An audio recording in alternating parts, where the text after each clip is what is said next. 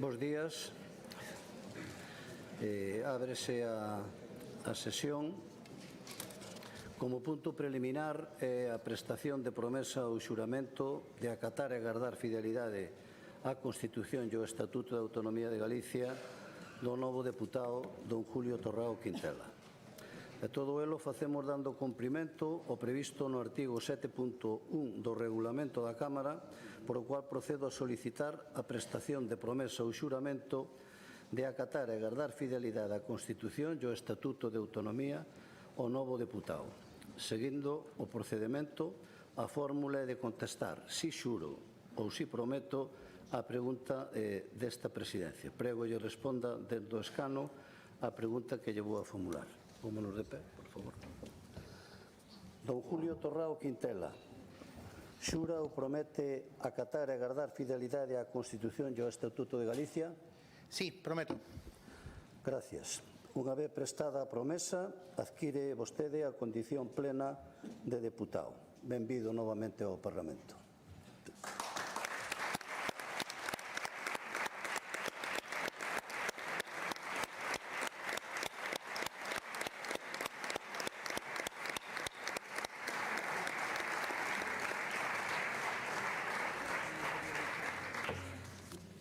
Continuamos coa orde do día. Punto único é o debate anual sobre política xeral. Para elo é a comparecencia do señor presidente da Xunta de Galicia para informar e debater respecto da situación política da Comunidade Autónoma de Galicia. Ten por elo a palabra o señor presidente da Xunta de Galicia, don Alfonso Rueda Valenzuela.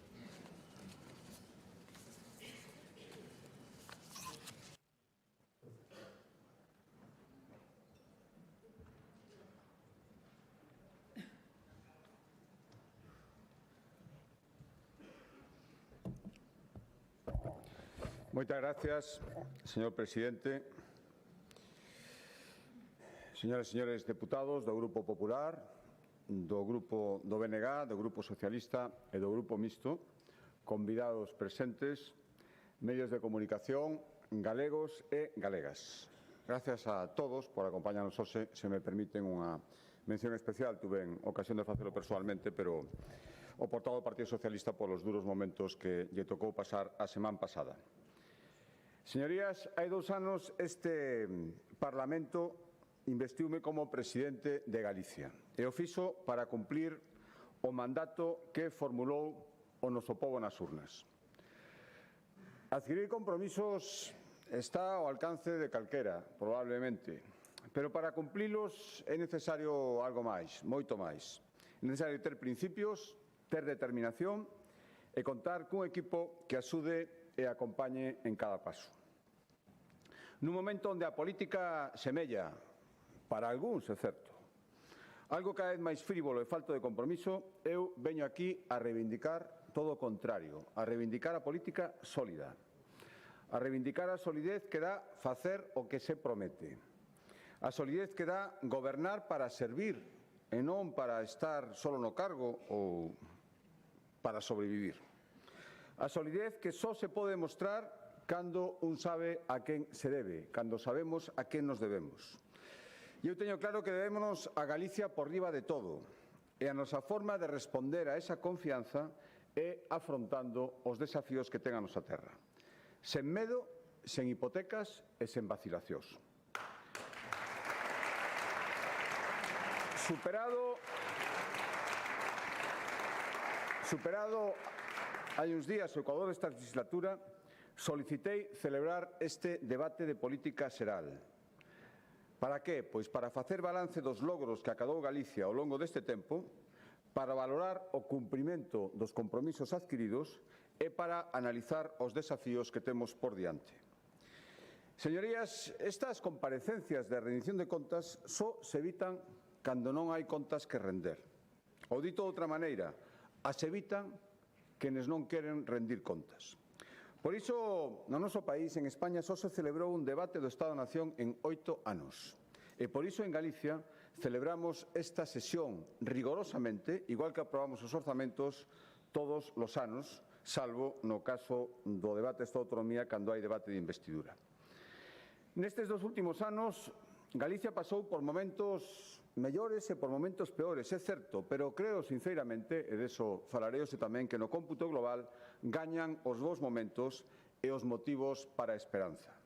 Galicia continúa creando emprego e o paro está en mínimos dende que existen datos, como certificaron esta mesma semana os datos correspondentes ao mes de marzo, sin ir máis lonxe.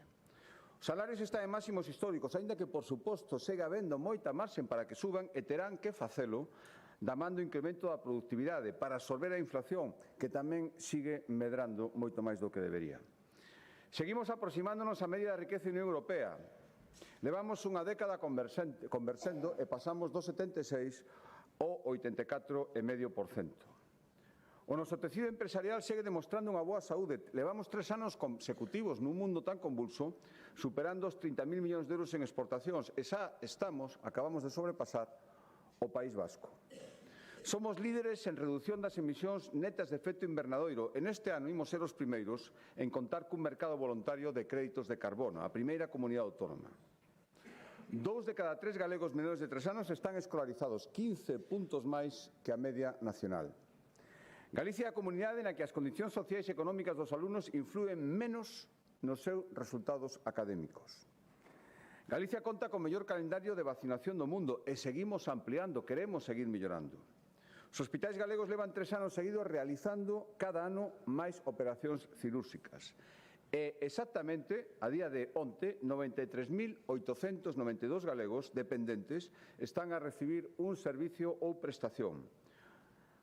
O que o mesmo, o 99,4% dos que teñen dereito a ela e 20.000 persoas máis das que estaban recibindo o inicio da legislatura, gracias en parte ao plan de choque que, por certo, nos acaba de recurrir o Goberno central. Señorías, Galicia avanza e Galicia crece de xeito equitativo, sustentable e, o que é moi importante, con cohesión social. E, por suposto, o Goberno galego, como ya nos abriga, acompaña este crecemento cunha folla de ruta que foi aprobada democráticamente por unha maioría dos galegos, o programa electoral do partido que, despois de pedir a confianza, obtivo gañando as eleccións. 2 anos despois das eleccións autonómicas, o Goberno galego, a Xunta, cumpriu xa ou ten en marcha para a súa execución, quedan 2 anos, máis do 85% das medidas ás que nos comprometemos para este período de 4 anos. A palabra para nós segue tendo valor, moitísimo valor. Facemos exactamente, e cumprimos con nosa obriga, o que votaron as galegas e galegos. E, por suposto,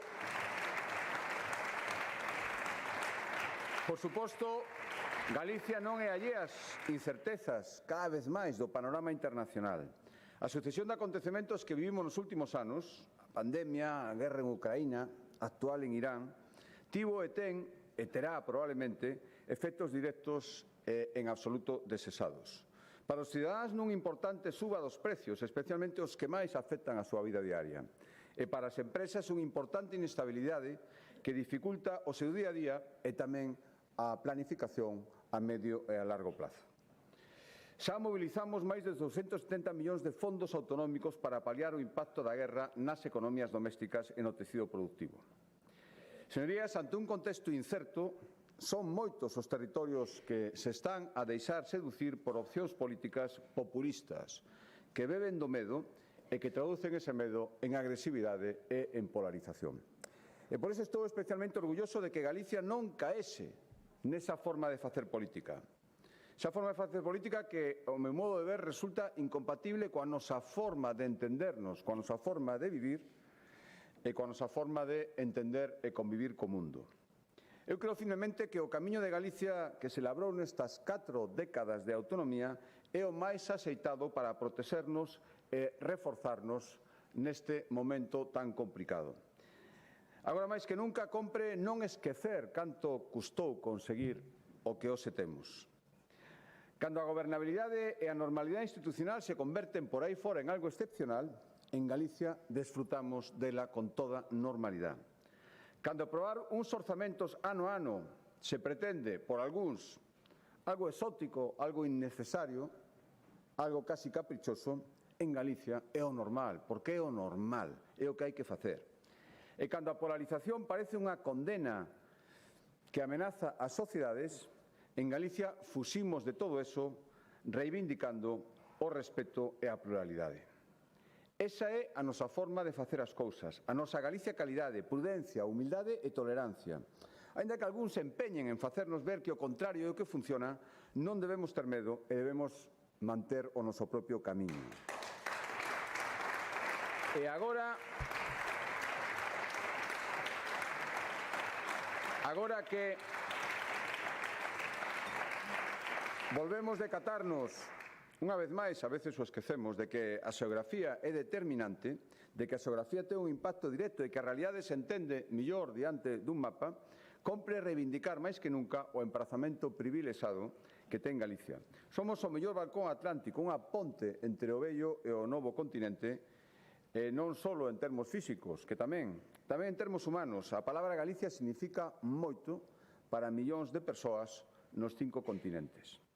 A nosa condición de pobo emigrante foi unha condena antano para moita xente, ou se convertese nunha excelente oportunidade para reforzar o noso papel a nivel internacional. Falamos con voz propia ante as institucións europeas, asumín durante este último ano a presidencia da Delegación Española no Comité das Rexións. Iso nos permitiu manter contactos e reunión con comisarios e altos cargos das áreas máis relevantes para Galicia. E mesmo recibimos aquí, na Praza do Obradoiro, a presidenta da Comisión Europea. Hai que continuar cultivando esa Galicia aberta, sen complexos, que pide paso no novo escenario, no nacional e no internacional. Galicia nunca se pechou en si mesma e nunca xamais pode facelo. Temos moito que achegar. Galicia calidade debe ser un lema que se escoite cada vez no mundo enteiro. E se queremos ser fortes fora, o primeiro, lóxicamente, se non sería imposible, é ser fortes dentro. E non se pode ser fortes, nin ningunha sociedade pode ser xusta, se construe sobre a desigualdade de oportunidades. E se falamos de oportunidades e de igualdade, hai que falar de moitas cousas, pero neste momento, especialmente porque preocupa moitísimo os galegos e as galegas, hai que falar de vivenda. A vivenda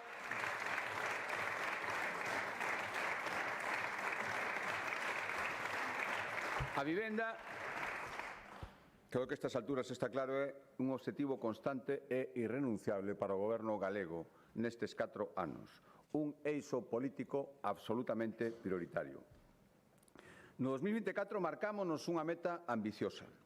Duplicar en 4 anos o parque público de vivendas, pasar de 4.000 a 8.000. Señorías, hoxe podo confirmarlles que todas as novas vivendas comprometidas, as 4.000, o 100%, xa están en marcha. E en poucos meses comezaremos a entregar as primeiras chaves en Pontevedra, en Santiago e así sucesivamente ata cumprir o compromiso. Comprometémonos tamén a desenvolver solo para 20.000 vivendas protegidas. Esas son unha realidade 12 proxectos de interese autonómico residencial, que é a figura que nos vai permitir cumprir ese obxectivo a maiores das 20.000 vivendas. Nun ámbito tan sensible para a xente como é a vivenda, en o que os prezos cada vez máis elevados son unha preocupación cada vez máis central para tantos galegos, é, por desgracia, cada vez tamén máis habitual que se escoiten propostas demagóxicas e baleiras de contido. Nós témolo claro, menos dogmas e máis obras de construción. Por qué? Porque os dogmas levan a situacións como as que estamos vendo, a que desapareza en menos dun ano máis da metade da oferta de inmobles en alugueiro, como está sucedendo na única zona de Galicia, na única cidade, que a día de hoxe está declarada, porque así o quiso, como zona tensionada. En cambio, a construción de obras, esa aposta, permite que cada vez máis persoas poidan comprar ou alugar unha vivenda asequible. Señorías, a Xunta nunca vai construir muros para dividir a xente. Iso lle desamos a outros. Nós imos construílos para sustentar vivendas que as persoas poidan habitar. E, por suposto, hai que traballar no eixo da vivenda en moitos máis frontes para mitigar esta crisis.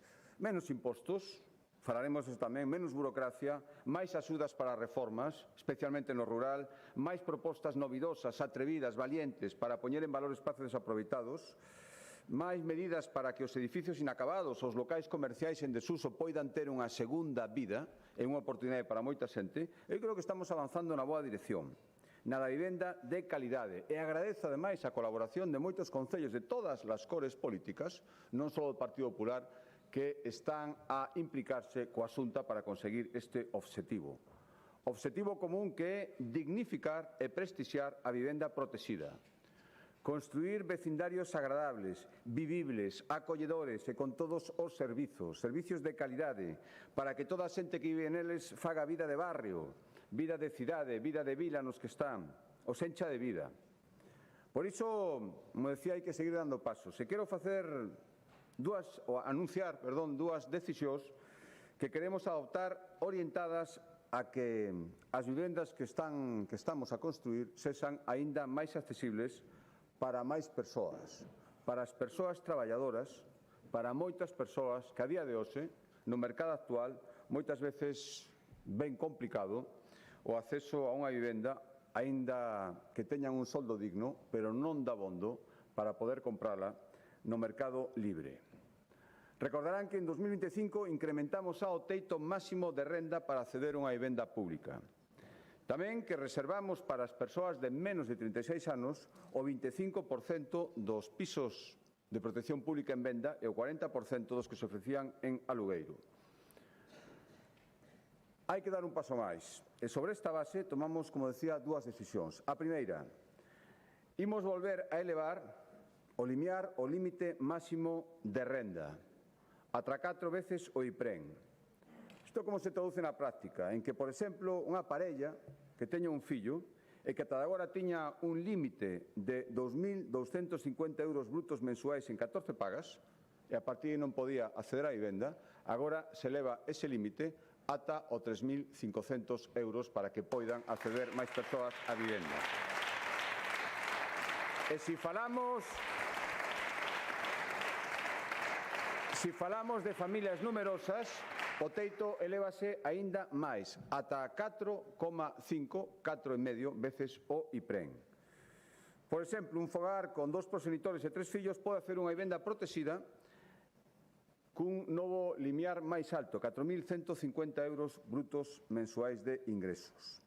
Esta é a primeira decisión, que se pode traspasar a moitísimos exemplos e todos darán máis posibilidades para acceder a vivendas a persoas que ata agora non o podían facer. A segunda decisión, reservar o 30% das vivendas públicas en venda para persoas de entre 36 e 45 anos, porque temos detectados que son os que máis dificultades están tendo para acceder a este tipo de vivenda. E darlle ademais unha especial preferencia ás familias que sexan pais de nenos pequenos. Son os que máis dificultades teñen para a mobilidade xeográfica e, polo tanto, son os que hai que facilitarlles máis hacer unha vivenda no sitio onde estén residindo. Por que facemos todo isto, señorías? Porque creemos que a vivenda pública debe estar ao alcance de canto máis persoas, millor. Ao alcance de estratos, segmentos de poboación que ata agora non podían acceder. Clase media, que en moitos casos se veía excluída e se ve excluída de outras axudas e, polo xeral, tamén deste tipo de vivendas. Agora o terán un pouco máis sinxelo. Industria e enerxía. Fundamental tamén para o noso presente e o noso futuro. O mes pasado a Comisión Europea presentou unha lei de aceleración industrial que parte dunha certeza, que Europa necesita apostar pola industria, apostar decididamente para manter e reforzar o seu peso internacional cada vez máis ameazado. Isto que vale para Europa vale tamén para Galicia, especialmente neste momento para Galicia. Creo que partimos tamén aquí dunha boa situación. O índice de produción industrial sigue medrando en Galicia, mentras que no conxunto de España está descendendo. O emprego industrial está en máximos en Galicia dende o ano 2010.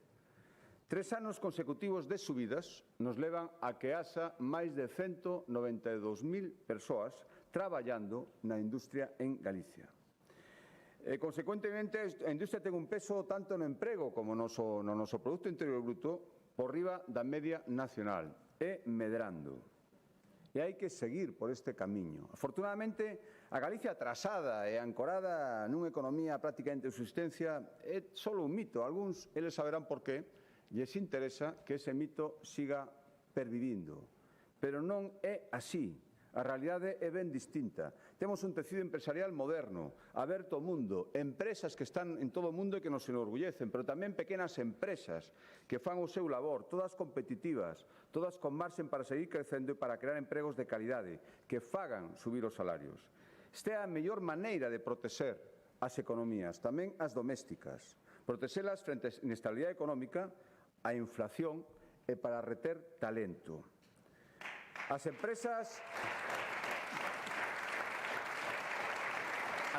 galegas ofrécenos cada día milleiros de motivos para creer.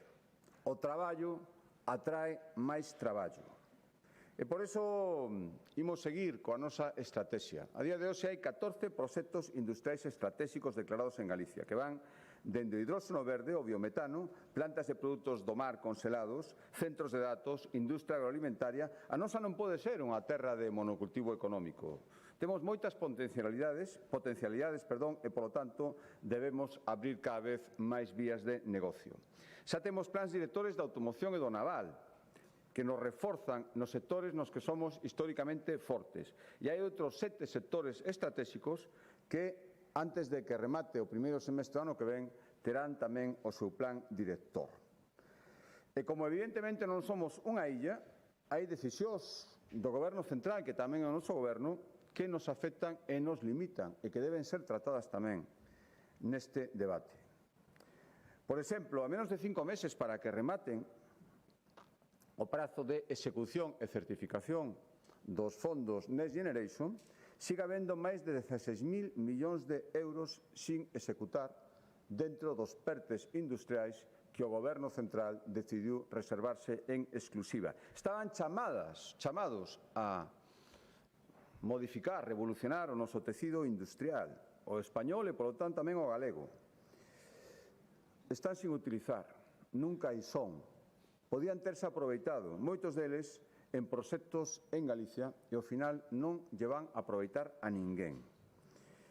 E tamén falo do escaso e pouco entusiasta apoio a infraestructuras fundamentais para Galicia, o hidroducto, antigo gasoducto a Coruña-Zamora. Fixemos todo o necesario, todo o que se nos pediu para que fora unha realidade. Necesitamos un empuse, un apoio moito máis decidido do Goberno de España, igual que está apoiando outras infraestructuras estratégicas noutras comunidades autónomas que parece ser que lle interesan moitísimo máis. E, por suposto, falo, non pode deixar de facelo, do uso partidista de algo tan importante e tan estratégico como a rede eléctrica, a planificación eléctrica, usada, e volvo a dicilo, para estrangular proxectos que noutros territorios contarían e contan con apoio incondicional con moitos menos requisitos. Toda unha provincia sin planificación eléctrica por unha maniobra política. Non me cansarei de repetilo. Pero, pese a estes atrancos, temos que seguir traballando. Hai novas oportunidades en moitos campos, sector aeroespacial e de defensa. Hai que aproveitar as circunstancias. Non as provocamos, pero outros os van a aproveitar. Por lo tanto, Galicia ten que facelo. Contamos cunha estrategia que busca mobilizar 900 millóns de euros. En este mesmo ano licitaremos os primeiros acordos de asociación para atraer a Galicia investimentos potentes neste ámbito, polo que Europa vai apostar nos próximos anos. Tamén hai moitas oportunidades no sector mineiro, que supón miles de postos de traballo directos en Galicia agora mesmo e que pode supoñer moitísimos máis.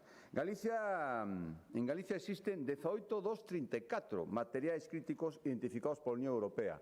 Moi poucas rexións europeas teñen esta condición.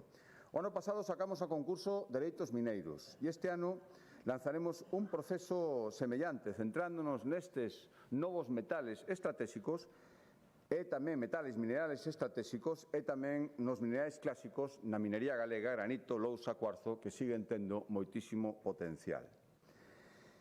Por suposto, falar de industria é tamén falar de enerxía. Non temos gas, pero temos unha planta regasificadora das máis potentes de España, das que mellor funcionan e que agora, máis que nunca, se está revelando como estratégica polas crisis de suministro de combustibles que estamos padecendo. Tampouco temos petróleo, pero disponemos de algo tamén moi valioso, o noso ouro verde e azul, a auga, o vento, os nosos recursos renovables. E temos que aproveitar este potencial. Imos seguir apostando por unha eólica terrestre ordenada e respetuosa co medio ambiente, por moito que lles pese a algúns. E tamén queremos apostar, non queremos renunciar, non ten ningún sentido a unha eólica mariña sempre que sexa e pode serlo plenamente compatible co aproveitamento dos nosos recursos pesqueiros que son fundamentais. E exploraremos outras fontes de enerxías renovables que teñen moitísimo potencial, que están casi empezando. A hidráulica reversible, a enerxía ondimotriz, esas pilas gigantes que todo o mundo vai buscar no futuro e que poden supoñer enormes investimentos no presente, no futuro inmediato, en Galicia. E, ademais, estamos convencidos de que todo este desenvolvemento das renovables ten que vir, non pode ser de outra maneira, acompañado de beneficios directos para os lugares nos que se instalen. E para iso constituímos unha fórmula pioneira. En España non existe ningún outro modelo con este grado de desenvolvemento. Está inspirado en países onde este modelo xa funciona. Noruega, sin ir máis lonxe. Estou falando da Sociedade de Recursos de Galicia. Os descontos do 80% na factura da luz, cos que van contar xa 500.000 de fogares na Mariña, onde está o primeiro parque eólico adquirido por Recursos de Galicia, creo que un perfecto exemplo de por onde hai que ir. Isto ten que ser solo o principio e, polo tanto, anuncio que nas vindeiras semanas iniciaremos, xunto cos nosos socios, xunto coas empresas potentes e implicadas coa Xunta de Galicia neste proxecto, unha ampliación de capital de Recursos de Galicia para que as galegas e galegos xestionemos e participemos cada vez máis en instalacións e explotacións e teñamos retorno social a través de descontos na enerxía que consumimos. En definitiva, señorías, en materia industrial enerxética, que é o noso futuro, sempre que haxe unha oportunidade compatible co respeto ambiental, compatible co respeto ás normas, a Xunta vai aproveitala para que non a aproveiten noutros lugares. Isto é un mundo competitivo, non ten ningún sentido deixarlle sempre por sistemas oportunidades a outros. Sempre que se habla unha posibilidade intentaremos convencer os investidores para que veñan a Galicia. Decides que aquí terán as máximas garantías, seremos rigurosos, pero tamén os ampararemos si cumplen. Entre progreso e estancamento, sempre ten sentido escoller progreso. É absurdo decidir quedarse estancados como algúns pretenden. A preservación ambiental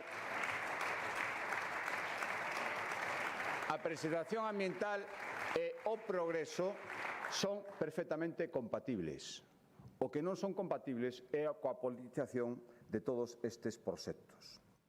Eu teño absolutamente claro, señorías, defenderá o meu goberno unha política económica da que todos os galegos se poidan sentir orgullosos, implicados, especialmente a xente nova. Xente nova para que poida quedarse aquí, para que poida exercer a súa vocación, aquilo que estudiou, para que teña traballo de calidade, emprego cualificado, emprego ben pagado, acorde coas súas aspiracións e o seu proxecto de vida. E así hai que facer as cousas, e o demais son demagoxias, e o demais é non querer entender a realidade.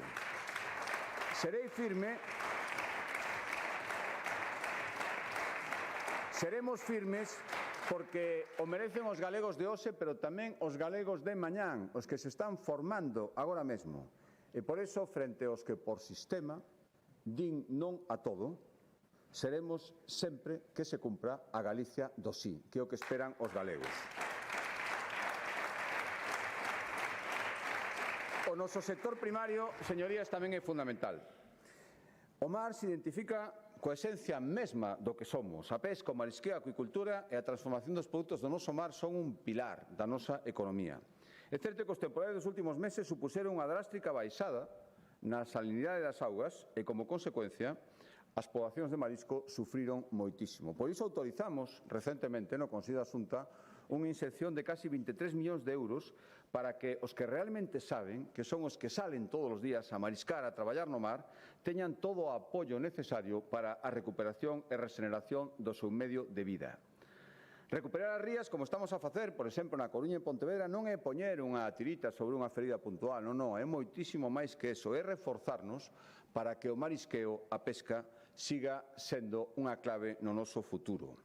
E para iso combateremos tamén a intención do Goberno, non disimulada nin siquiera, de cambiar pola porta atrás o Regulamento Xeral de Costas. Este movimento non só está a crear unha enorme inseguridade xurídica, é que unha deslealdade despois da sentencia do Tribunal Constitucional e está a poñer en risco o desenvolvemento e os proxectos a futuro dun sector clave para Galicia. A acuicultura, sin ir máis lonxe, pero non só, 5.000 traballadores que agora mesmo poden ver comprometidos as súas expectativas de futuro. En o que queda da legislatura seguiremos impulsando a renovación da frota e loitando por un marco financiero comunitario que permita seguir apoiando a pesca, permita seguir reemplazando os barcos antigos por outros máis modernos, seguros e eficientes no uso de combustibles. E, por suposto, este apoio ao mar abarca a toda a extensa cadena de valor dos produtos do mar, que rematan en industria transformadora e conserveira, as máis potentes de Europa e, polo tanto, tamén seguiremos colaborando con eles. E, por suposto, como continúa preocupándonos e moito cada vez máis o descenso sostido no consumo do peixe, volvemos a mandar unha mensaxe ao Goberno central e lembrarlle que aínda non é tarde, é certo que cada vez máis, pero aínda estamos a tempo para rebaixar o IBE dos produtos do mar, que é unha das mellores políticas de saúde pública e tamén política económica, alo menos para Galicia. O merecemos e o demandamos.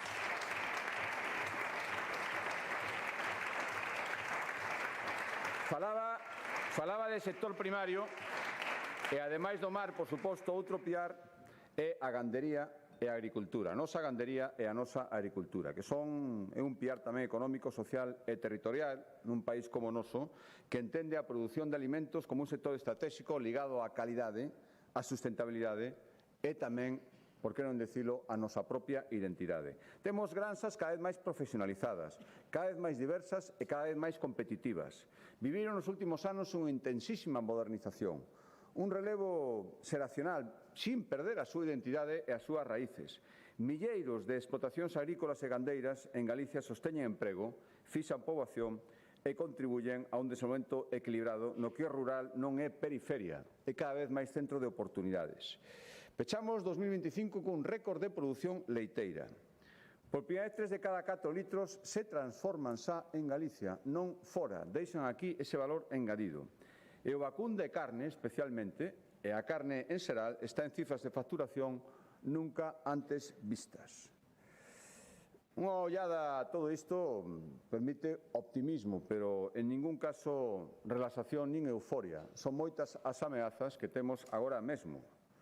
Estamos vendo o risco, xa está aquí, de baixada xeralizada dos precios do leite en orixen. Hai que seguir traballando para evitalo e para atenuar ese impacto, incluindo, se é necesario, onte o decía a consellera de Medio Rural, poñer a situación en mans da Comisión Galega de Competencia e abrir expedientes si se detectan incumprimentos e seremos inflexibles na inspección e na denuncia se procede.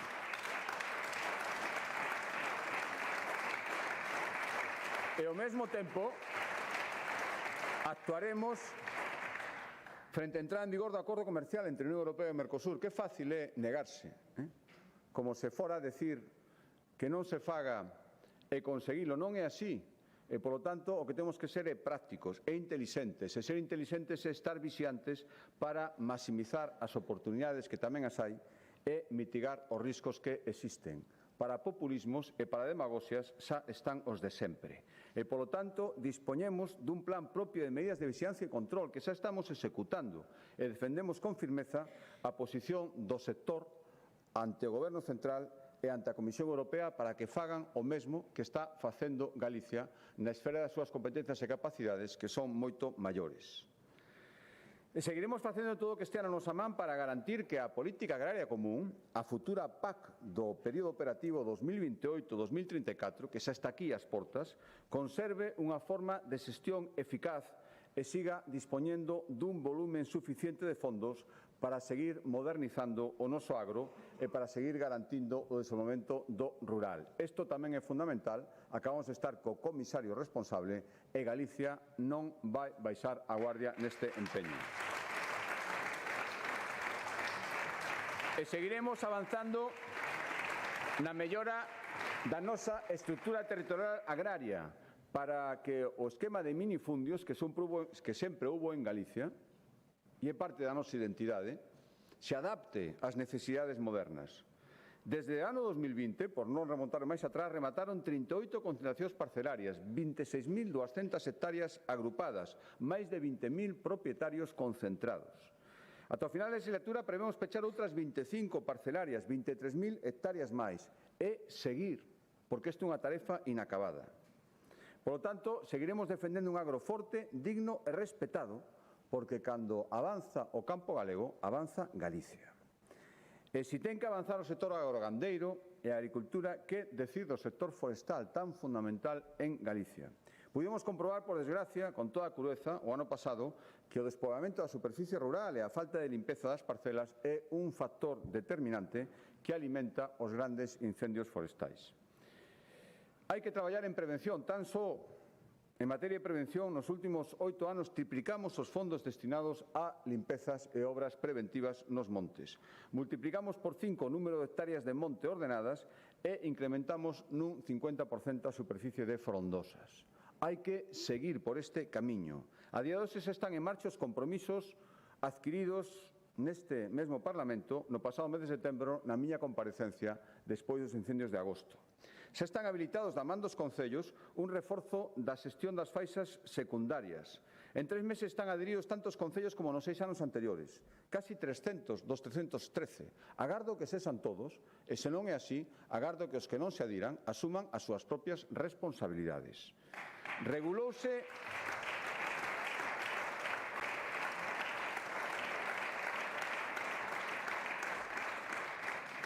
Seguimos traballando para que as comunidades de montes invistan máis en prevención do que están facendo a toda agora. Hai magníficos exemplos, pero outras comunidades teñen que invertir máis nos seus propios bens, en previr.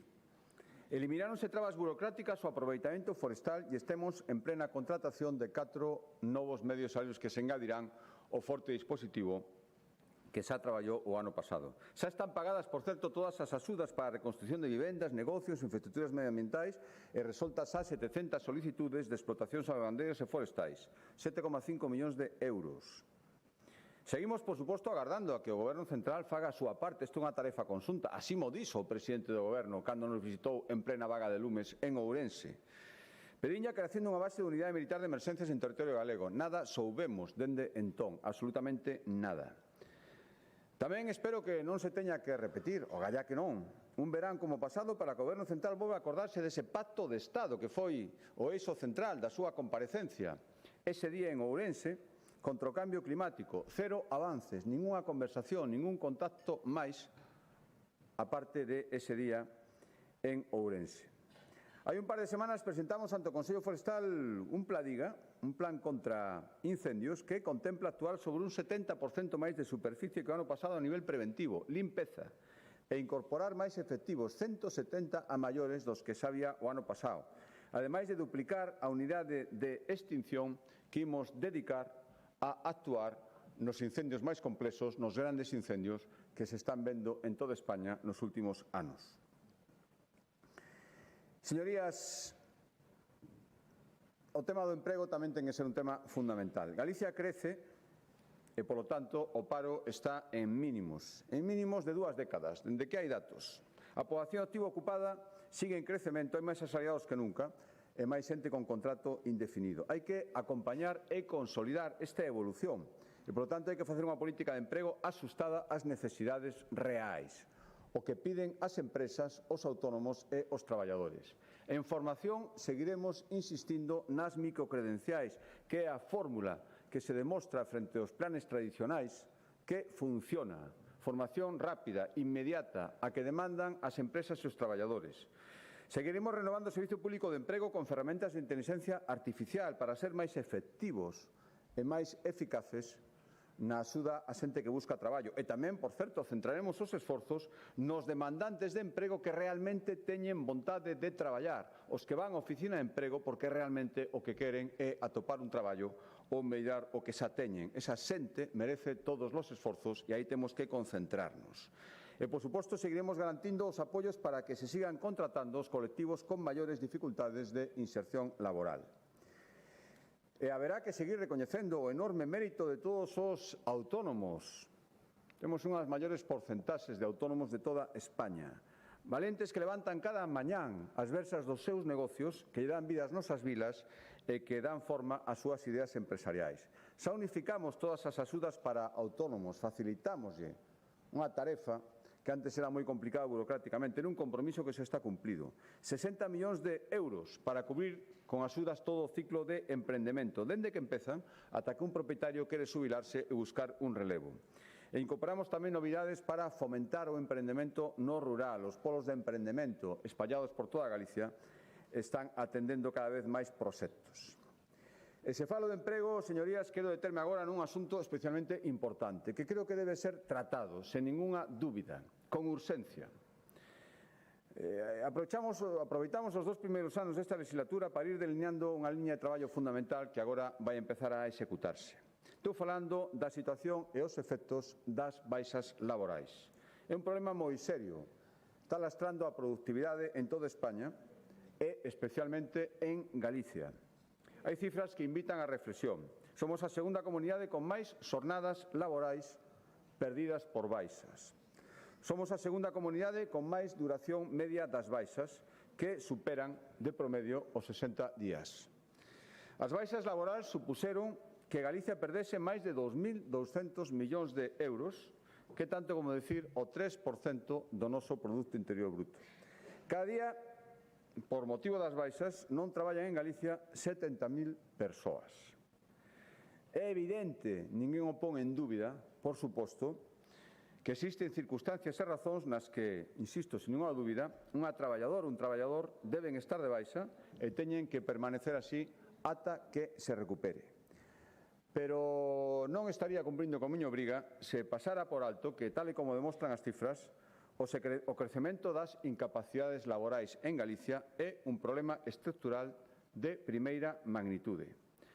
E non estaría cumprindo a miña obriga se non fora consciente de que hai moita marxen de mellora en todos os ámbitos, tamén na Administración, tamén na Xunta de Galicia, por suposto. O noso deber é garantir que estea de baixa quen realmente deba estalo e que volva a traballar en canto este en condicións todas as persoas que deban facelo. Xa pusemos,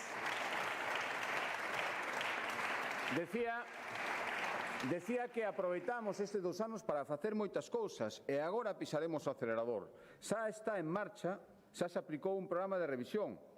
Controlamos 130.000 baixas e resultou dese control 30.200 persoas que non debían estar nesa situación e, polo tanto, foron dadas de alta. Pois ben, agora, como decía, pisamos o acelerador. Nas vindeiras semanas presentaremos un programa integral de abordaxe das baixas laborais. O seu núcleo central vai ser a creación de unidades especializadas para a atención e control das baixas por doenzas muscoesqueléticas e de psiquiatría menor, que son estatísticamente as máis frecuentes. Estas unidades especializadas van servir de apoio aos médicos de atención primaria que xestionan as baixas. Imos reforzar o papel das mutuas na revisión das incapacidades temporais. Cando estea en vigor este programa e cando unha mutua realice unha proposta de alta suficientemente justificada, a Inspección Sanitaria vai ratificar e acordar ese alta. E só se existen dúbidas, a Inspección citará ao traballador para poder valoralo e tomar a decisión axeitada. E, ademais, en lugar de que as mutuas teñan que solicitar, como pasa agora, unha por unha, cada proba ou tratamento dos pacientes aos que atenden, vaise tramitar unha autorización global para facer o seu labor o máis áxil, o máis eficaz e o máis rápido posible. Por suposto,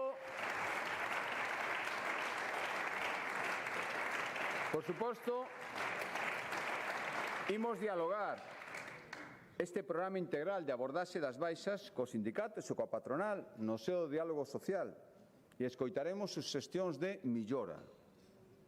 Queremos poñelo en marcha a maior brevidade posible e estou seguro de que todo aquel que sexa responsable e sexa consciente deste problema aparcará as demagoxias, aparcará os procedimentos políticos interesados e remará a favor dun tema crucial para Galicia. Así o agardo, veremos se é así. Vida con calidade. Señorías, o incremento sostido na esperanza de vida é un logro colectivo, pero para que isto siga sendo sostible son necesarias moitas cousas, pero unha fundamental é a pirámide demográfica que Galicia rejuveneza.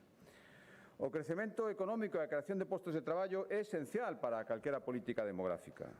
A mocidade galega está claro que quedará a vivir aquí se atopa un emprego de calidade que encaixe coas súas expectativas, co seu esforzo e coas súas capacidades. E tamén a mocidade de outros lugares virá a Galicia se considera que existen as mesmas circunstancias. E as familias vanse animar máis facilmente a ter fillos se teñen estabilidade vital e laboral e contan cos máximos apoios económicos posibles. É certo que as últimas cifras, modestamente, pero ofrece motivos para optimismo. Os nacementos incrementáronse lixeramente en Galicia, un 1,6 entre o 24 e o 25. Levábamos moitos anos baixando, nunca había ningunha subida. 1,6 no último ano de subida. Para as persoas que toman a decisión de ter fillos, Galicia dispón de máis axudas que en ningún outro lugar de España. Escolas infantís gratuitas, casas niño, tarxeta benvida, bono concilia, para ofrecer cantas máis facilidades millor. E a nivel migratorio, dende o ano 2009, chegaron a Galicia 170.000 persoas máis das que marcharon. Xa está ben de mitos e de cifras interesadas que non son verdade. 170.000 persoas máis chegaron a Galicia das que marcharon, tanto de fora de España como de outras comunidades autónomas. Galicia está a converter cada vez máis en unha terra receptora de moitas persoas, de moitos acentos distintos e, salvo contadísimas excepcións, isto non está supoñendo ningún problema de convivencia, antes todo o contrario. Non somos unha terra acolledora e igual que nos acolleron cando tivemos que emigrar, agora debemos facer o mesmo. Hai moitos galegos que siguen vivindo fora, na terra que eles, os seus antepasados, elexiron, escolleron para buscar novas oportunidades. Os temos tamén moi presentes. Cultivar e reforzar ese vínculo é fundamental, é unha posibilidade, un privilexio que nos pode dar moitas oportunidades. Queremos que nunca deixen de sentirse como que son galegos que viven fora, galegos que sempre van ter abertas as portas da súa terra, se algún momento queren volver e aínda que non se plantexen esa posibilidade. Por suposto, dentro deste mapa da diáspora, a Argentina sigue sendo un país fundamental. Foi bautizada como a quinta provincia galega, nela viven casi 200.000 galegos de pleno dereito. E por iso, lles avanzo que a Xunta vai dispoñer dunha nova delegación en Bos Aires na que todos terán as portas abertas, sede moderna, ampliada e adaptada aos novos tempos e ás novas oportunidades e mandará esa mensaxe de Galicia aberta.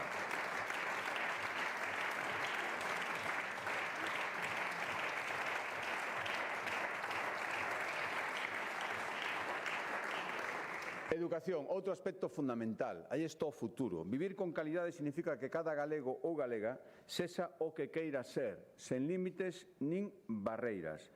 A educación é unha ferramenta moi poderosa. Galicia converteuse na primeira comunidade en garantir a gratuidade de todas as etapas do ensino, dende que comenzamos na escola infantil ata que cada un sale co seu título de graduado na universidade ou na FP. Isto supón un investimento custoso, máis de 80 millóns de euros, pero é absolutamente rendible. O retorno é moito maior.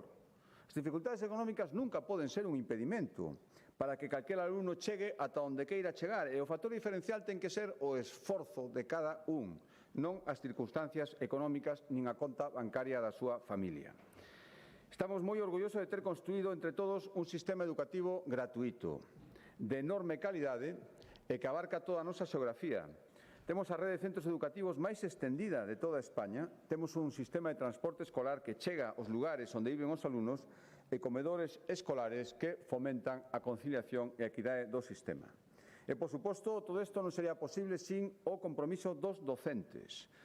Para recoñecelos como se merecen, seguimos implantando melloras.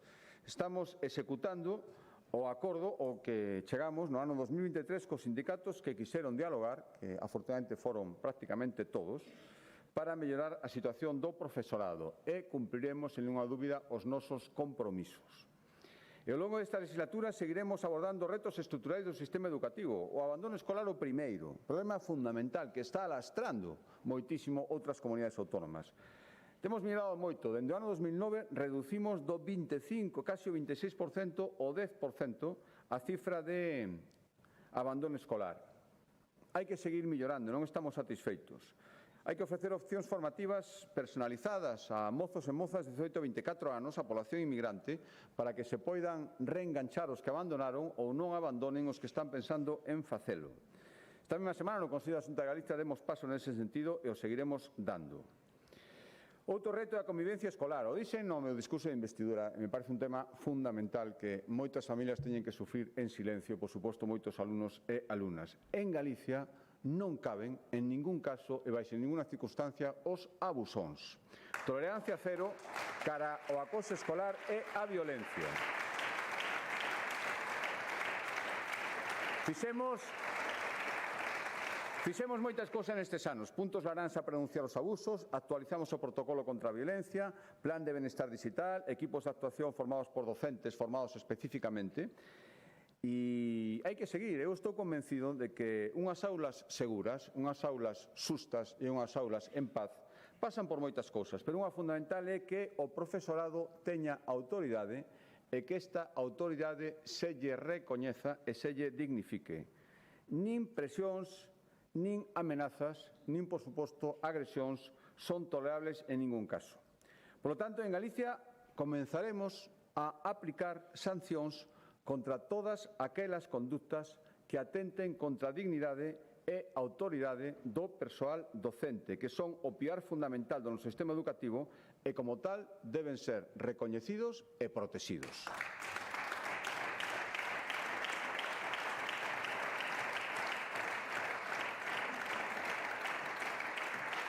Outro reto fundamental é o uso da tecnoloxía na educación. Evidentemente non se pode educar os nosos cativos de costas a tecnoloxía, pero tampouco se pode delegar na tecnoloxía casi de xeito exclusivo a súa educación. Creo que isto é fácil de entender. E como xa entendimos, restringimos o uso dos móviles dentro dos centros escolares, fomos pioneiros, propusemos contratos voluntarios coas familias, non ten ningún sentido poñer normas na escola que despois se descoñecen cando os rapaces chegan a casa. Imos limitar o uso individual de dispositivos digitais para todas as nenas e nenos ata quinto de primario a través da futura Lei de Educación Digital e os avanzolles que esta mesma Lei de Educación Digital converterá a Galicia na primeira comunidade de España que vai regular por lei os usos permitidos e os usos prohibidos da intelixencia artificial dentro da educación.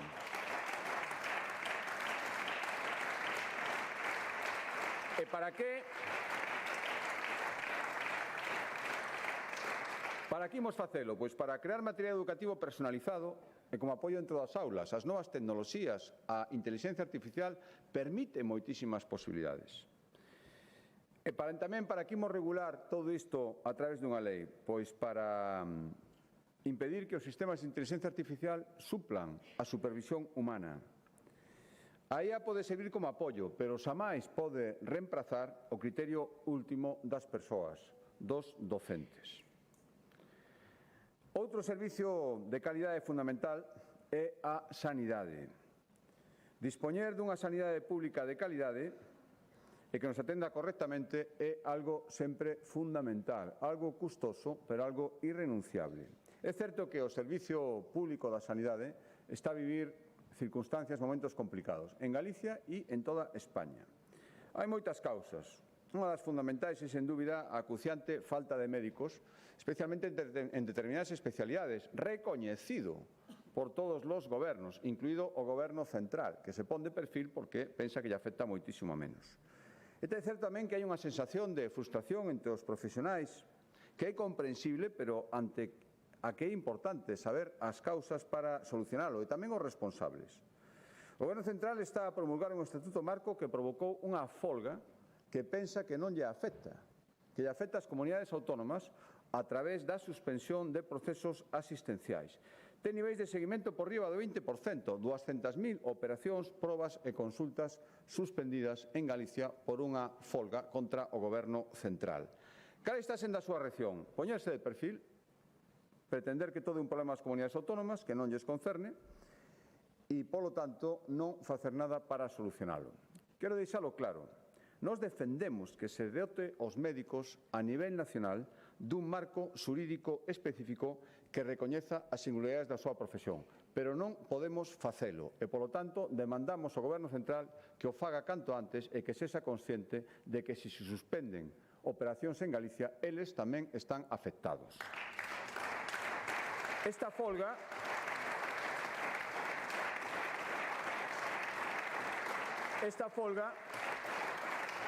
coincidiu no tempo con outras dúas, na atención primaria.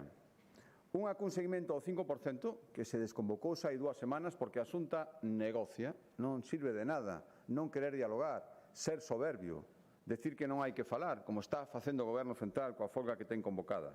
E outra que tivo un seguimento ao 2% que persiste, un sindicato que, polo xeral, hai que decirlo, non quere chegar a acordos. Por lo tanto, eu reivindico o valor do diálogo.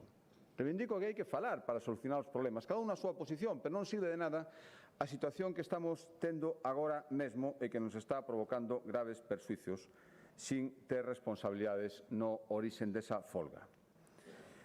Hai que seguir cumprindo cos pacientes, hai que seguir apostando pola mellora da calidade asistencial. Por iso incrementamos nun 50% o orzamento da sanidade pública e nun 28% o número de profesionais nestes últimos anos.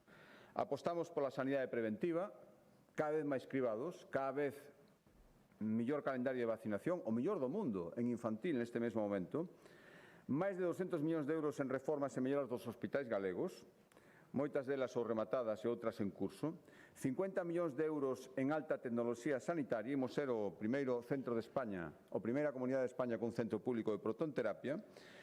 Hai que seguir abordando a saúde mental, unidades especializadas de nenos e adolescentes e tamén cos psicólogos en atención primaria. O compromiso era chegar a final de legislatura con 35 e 50 ao final da década. 21 xa están incorporados e chegaremos ao final da legislatura cumprindo, por suposto, os nosos compromisos. E tomamos unha medida pioneira para proteger a saúde dos nenos e adolescentes, prohibición de vender bebidas enerxéticas ata os 18 anos. Estas decisións, que ás veces parecen intrascendentes, teñen moitísima trascendencia e así se veu na repercusión. Fomos os primeiros e queremos seguir nunha posición punteira facendo cada día máis cirurxías, máis probas, máis consultas con especialista. Os tempos de espera para ser operado ou para ver o médico especialista en Galicia son inferiores en máis dun mes a media nacional. Hai que melloralo, sí, por suposto, pero esta é a circunstancia obxectiva. Hai marxen de mellora, xa o dixen moitas veces e seguirei repetindo. Na sanidade, especialmente, somos os primeiros, son o primeiro en recoñecelo.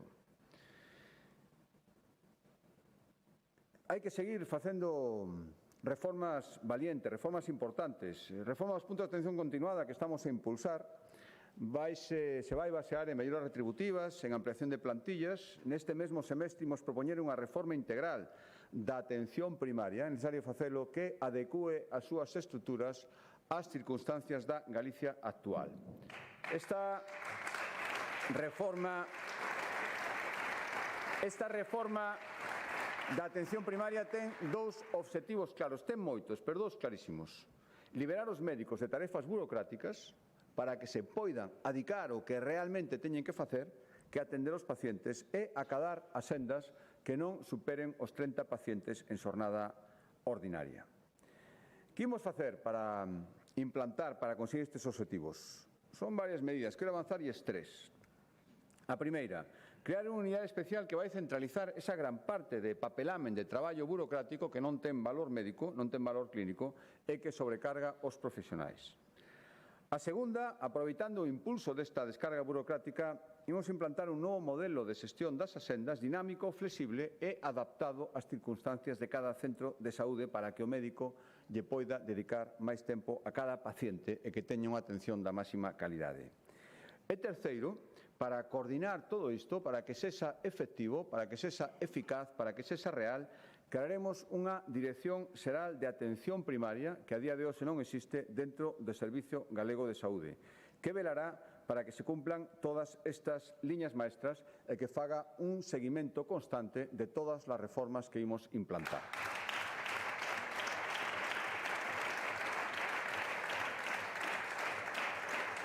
Señorías, volvo a insistir unha vez máis e non será a última en que a sanidade pública necesita melloras. Por iso as estamos implantando. En que non todo funciona ben, en ningún lugar. Pero tamén reivindico o excelente nivel da sanidade pública en Galicia. Os cidadáns valoran a sanidade galega por riba da media nacional. O 73% dos galegos considera que a atención primaria é boa ou moi boa. E que o 82% otorga a mesma cualificación ás consultas con especialistas que teñen na sanidade pública. As calificacións tremendistas, insustas, demagóxicas non axudan en nada. Hai que traballar sobre esta realidade e sobre esta realidade é sobre a que a Xunta seguirá construindo melloras na sanidade pública. E se a sanidade é fundamental, a política social, por suposto, non é o menos. A política social supón que, cando unha persoa ten unha necesidade, as administracións, a xente que tes ao redor, che bote unha man, che dea apoio. Apoio se por circunstancias da vida deixaches de percibir os teus ingresos, que eran estables, que te aseguraban as necesidades, necesitas acceder a algún tipo de prestación que ofrece a Xunta de Galicia. Apoio para a plena integración das persoas con discapacidade, que teñen todo o dereito do mundo e teñen moitísimo que aportar. E apoio, por suposto, cando a idade vai facendo minguar as nosas capacidades e pasamos a depender de outras persoas e necesitamos axuda no día a día. Señorías, os tempos para a valoración da dependencia e a asignación dunha axuda en un servicio eran excesivos. E, por suposto, había que facer algo. O primeiro, recoñecelo. Facer autocrítica, non pasa nada, fixémolo públicamente e ao mesmo tempo que facíamos este recoñecemento, esta autocrítica, aplicamos un plan de choque. Plan de choque que empezou a funcionar e que logrou en tan solo 2 anos incrementar nun 26% e subindo o número de persoas dependentes atendidas. Neste mesmo ano Galicia vai acadar a cifra, ten unha parte de simbolismo, pero ten unha parte tamén de importancia polo que supón 12.000 dependentes atendidos. Estamos entre as 3 comunidades autónomas que teñen mellores resultados en dependencia. E queremos seguir, e por iso sería dun gran apoio que o Goberno central cumprira simplemente coa súa obriga legal, que é achegar o 50% dos custes da dependencia. A Xunta está subindo cada ano a súa aportación. E o Goberno central o que está facendo cunha recaudación récord en impostos é todo o contrario, baixala. Cada ano mingua. No ano 25 non chegou nin a un de cada 3 euros do financiamento total. 33%, 17% menos do que tiña que aportar por lei.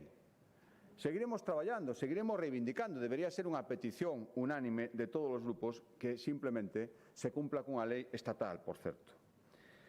Mentras tanto, non renunciamos a elevar a calidade e o alcance da política social, a ofrecerle a cada galego o servizo a prestación que máis se encaixa coas súas necesidades, co seu carácter, coas circunstancias familiares, coas súas preferencias. Hai que facelo así. Triplicamos a oferta de plazas en residencias de maiores sostidas con fondos públicos, incluídas, volvo a facer un recoñecemento, as magníficas residencias que puso e está poñendo a disposición dos galegos a Fundación Amancio Ortega. Multiplicamos por 7 as prazas en centros de día. Xa hai 20.000 persoas beneficiarias do Servicio de Axuda no Fogar e este ano acadamos cos concellos un acordo importantísimo que era necesario para garantir a viabilidade deste sistema, a súa sustentabilidade. En 2 legislaturas, a achega da Xunta de Galicia este servicio aumentou un 86%, casi un 100%. E dende o inicio da legislatura, cando se implantou este modelo, duplicamos hasta as 40.000 o número de persoas que están atendidas na súa casa cun apoio económico da Xunta a través do bono coidado. Pois ben, anúnciolles que no que queda de legislatura incluiremos a 10.000 galegos máis, que tanto como decir, en moitísimos casos, a 10.000 familias máis, para que reciban este bono coidado, que cada vez ten máis aceptación e cada vez se revela como unha axuda imprescindible para os dependentes que optan por este modelo. E para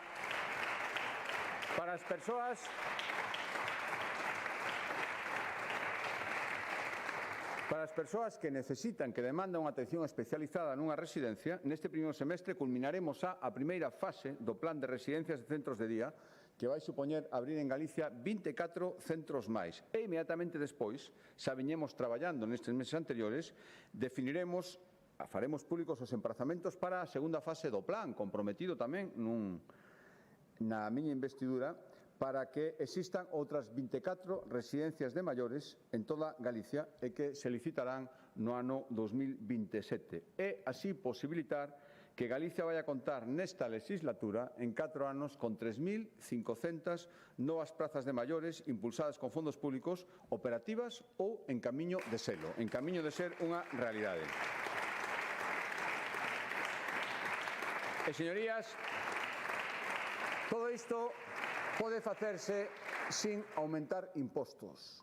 Rebaixar impostos crea riqueza, xenera dinamismo. As rebaixas fiscais aprobadas pola Xunta permitiron que, no que levamos de legislatura, os galegos aforrasen casi 1.100 millóns de euros por estas rebaixas fiscais que implantou a Xunta de Galicia. Hai que seguir e, polo tanto, avánzolles, anuncio unha nova bonificación. A partir do ano que ven, bonificaremos o 100% do imposto de actos xurídicos documentados para as vivendas protegidas. Este é un tributo que paga o promotor e o comprador, o promotor mentre está construindo e o comprador cando adquire a vivenda. Ata agora, por exemplo, a vivenda protegida de 90 a 100 metros de superficie pagaba ata 15.000 euros por este imposto. Agora pasarán a pagar cero. Para qué? Para favorecer a colaboración público-privada e para que se construya máis vivenda protegida.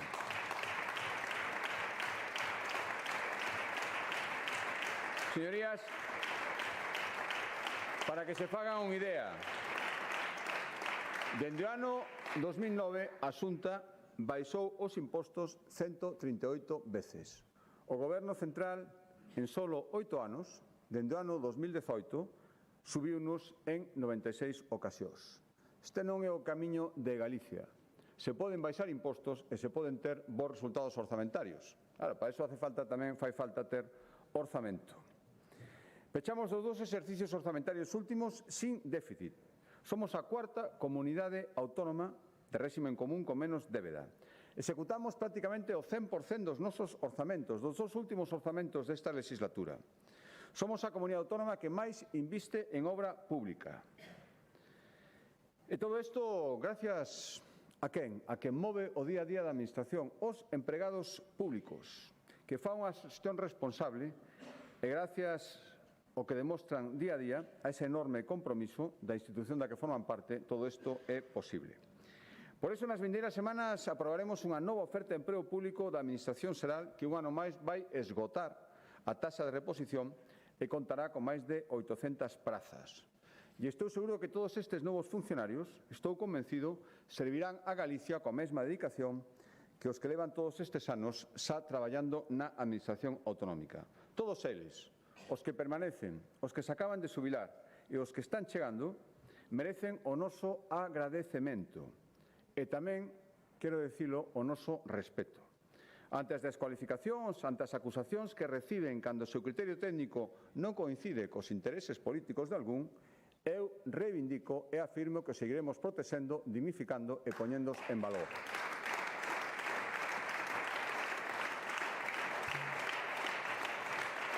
E, señoría,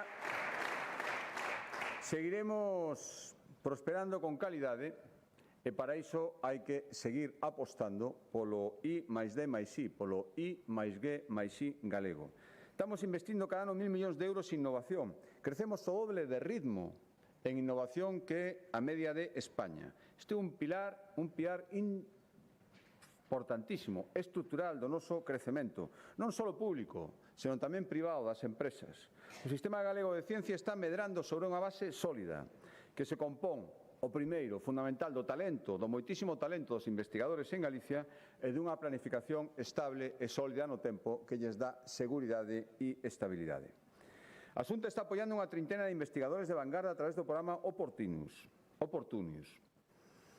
Conseguimos unha factoría europea de inteligencia artificial recentemente que supón un investimento de 80 millóns de euros, centrado no ámbito da saúde. Estamos apostando tamén pola tecnoloxía cuántica, coa liña de comunicación máis longa de España, co novo gran ordenador cuántico que vai funcionar este mesmo ano e lideramos un val europeo de innovación especializada en tecnoloxía cuántica. Por lo tanto, o I+G+I con selo galego non queda atrapado, non pode quedar entre as 4 paredes dun laboratorio, senón que procura a transferencia do coñecemento, que é o que realmente aporta valor engadido e utilidade de investigación. Este vai ser o obxectivo prioritario da nova Fundación Galtia, que está destinada á captación de talento científico de alto nivel. Xa está constituída, en este mesmo ano lanzará a primeira convocatoria para captar investigadores. Señorías, quería falar tamén de turismo. En 2025 Galicia aproximouse a cifras impensables. 9 millóns de visitantes, prácticamente, faltou moi pouco, un 7,3% máis que o ano anterior, que esa fora unha cifra espectacular, pero o importante é que crecemos non só en número de visitantes, isto non é o máis importante, sendo significativo. Crecemos en rendibilidade, en sustentabilidade, visitantes cada vez mellor repartidos no territorio, mellor repartidos nos meses do ano, e tamén en convivencia. Non me vou cansar de repetilo. Quen veña a Galicia a coñecernos, quen veña a Galicia a respetarnos, sempre será benvido. E volvo a chamar a atención sobre tipos de mensaxes perigosos que pode que en algún destino turístico estean xa a causar destinos perxudiciais. En Galicia todo o mundo é benvido, non nos molesta ninguén que veña a coñecernos con respeto, con respeto. Temos por diante un ano histórico, o ano 27, unha enorme oportunidade. Investimos ao longo destes últimos anos casi 100 millóns de euros en prepararnos, mellorar infraestructuras turísticas, especialmente ao longo do camiño, seguridade viaria para os peregrinos, acollemento en xeral. É a nosa marca de identidade, unha ocasión única para que todo o mundo mire a Galicia. Por iso queremos que o Ano Santo sexa un acontecemento non illado, non un acontecemento dun ano, sino o mellor acelerador de transformación e mellora turística. Esta é a finalidade que busca, por exemplo, o programa O Teu Xacobeo, que mobilizou e vai seguir mobilizando a toda hora 15 millóns en aterrizar o Xacobeo nos 313 concellos galegos, que todo o mundo se sinta partícipe. E tamén estamos traballando para captar para o Xacobeo 2027 fondos en patrocinio. Queremos, como mínimo, doblar a cantidade do último Xacobeo, o Xacobeo 21-22. É posible. Estamos facendo o traballo necesario, mesmo con antelación e con planificación, pero para isto, volvo a decir, é necesario algo fundamental que o Goberno Central actúe. Estamos a 9 meses. Estamos recibindo moitísimos proxectos que se interesan pola financiación que poden ter do Xacobeo. Tanto proxectos que buscan financiación como patrocinadores que ofrecen. E, por lo tanto, non ten ningún sentido que a día de hoxe sigamos sin ter xa acordado polo Goberno de España os beneficios fiscais para as empresas que se comprometan co Xacobeo. Tantas veces prometido e non feito. Estou seguro de que isto non sucedería con algunha comunidade autónoma que todos temos na cabeza. E ademais do Camiño de Santiago, agardo que teñamos moi boas noticias no eido turístico e económico en próximas datas. Temos a 3 bens declarados Patrimonio da Humanidade. Este pode ser o ano no que se lle una a Ribeira Sacra. Quero, con independencia do resultado, agradecer a todos os profesionais que, dende ámbitos moi diversos, estiveron e están facendo todo o posible para que este obxectivo, este soño, se converta en realidade. Se o conseguimos, Galicia sairá gañando sin ninguna dúbida.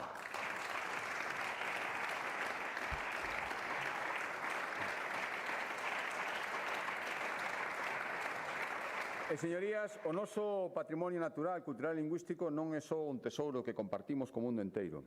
Tamén debe funcionar como elemento de cohesión para nós mesmos, non de división. Esa é a meta do Pacto pola Lingua. O galego é unha chave que nos abre as portas de moitísimas cousas, do mundo lusófono para empezar, e debe ser tamén un motivo de orgullo compartido, insisto, nunca de división. Neste mesmo semestre, despois dun traballo dialogado e de recibir moitas aportacións, presentaremos aos grupos parlamentarios a nosa proposta de Pacto pola Lingua. Baseada no consenso, baseada na interpretación do que creemos que é o sentir mayoritario e baseada na confianza que o galego ten futuro. Moito futuro, e ese futuro pasa por seguir aumentando a súa presencia no ámbito tecnolóxico, no ámbito empresarial e entre os novos galegos, ademais de, por suposto, coidar, garantir a transmisión interxeracional. A lingua, señorías, debe servir para entenderse e non debe utilizarse para dividir ou para crear ou avivar friccións. O galego é e debe ser sempre o idioma dun pobo aberto, ambicioso e integrador. O idioma dun pobo orgullosamente bilingüe.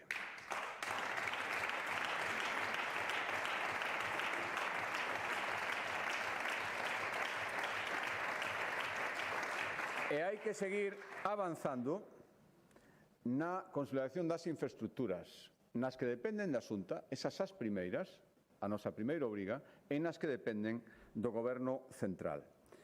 Pisaremos tamén o acelerador para ter unha terra mellor conectada nesta segunda parte da legislatura. Con mellores infraestructuras tecnolóxicas hai que garantir que as persoas que viven no rural teñan servizos tan indispensables, tan básicos a día de hoxe, como é unha conexión apropiada, aceitada a Internet. Por eso queremos ampliar a particulares as axudas que ata agora estaban reservadas para empresas que están ubicadas en lugares con conexións mellorables e ás veces conexións moi defectuosas. Tamén que os particulares se poidan beneficiar desas axudas. E tamén solicitaremos a autorización ao Goberno Central e a competencia necesaria, senón non se poderá facer, para seguir construindo en 2027 novas torres de telefonía para ampliar a cobertura nas zonas de sombra. Xa o fixemos e queremos seguir facendo. Para que? Para que o 100% dos galegos vivan onde vivan, teñan unha cobertura móvil digna dese nombre e aceitados os tempos. Isto tamén é reequilibrar o territorio e potenciar o rural. E tamén queremos unha conexión, unha mobilidade sustentable e por eso seguiremos apostando, fixémolo neste último Consello da Xunta, polas conexións directas de transporte público entre as cidades galegas. Seguiremos apostando polo autobús gratuito para galegas e galegos de menos de 21 anos ou de máis de 65. Neste momento hai 270.000 persoas nestas dúas franxas beneficiándose.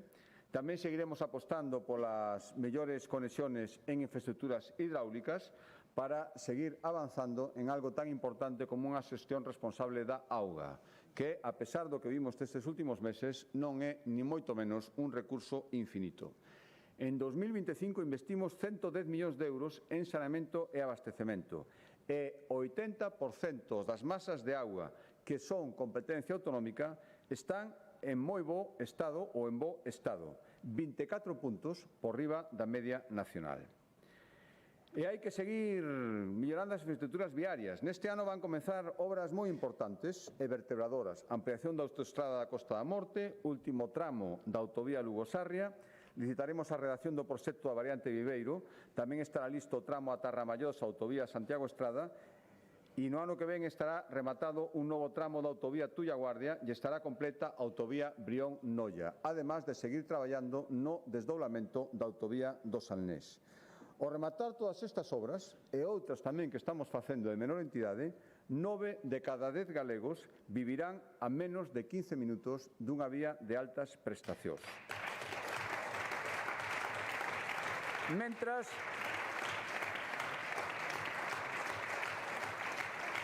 decía que hai cousas que dependen de nós e, polo tanto, nós temos que facelas e responsabilizando da súa execución e outras que non dependen de nós e tamén a nosa obriga é reclamalas. Estou falando das infraestructuras que o Goberno central sigue tendo pendentes.